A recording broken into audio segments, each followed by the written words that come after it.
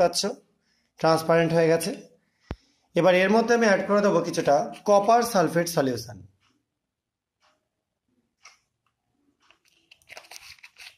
দেখো সলিউশনটা যোগ করবার পর কপার সালফেটের যে প্রেসিপিটেটের মতো পড়লো, যেটা কিউপ্রিক হাইড্রক্সাইড, তার কিন্তু কালারটা আস্তে আস্তে দেখো চেঞ্জ করছে।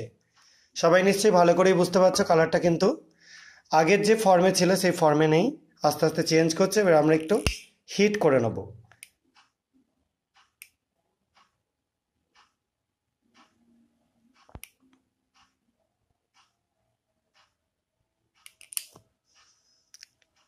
এবার একটা গ্লাস রড দিয়ে একটুখানি জাস্ট নাড়িয়ে নিচ্ছি। দেখো, দেখতে পাচ্ছ কালারটা পুরোপুরি চেঞ্জ করে গেল।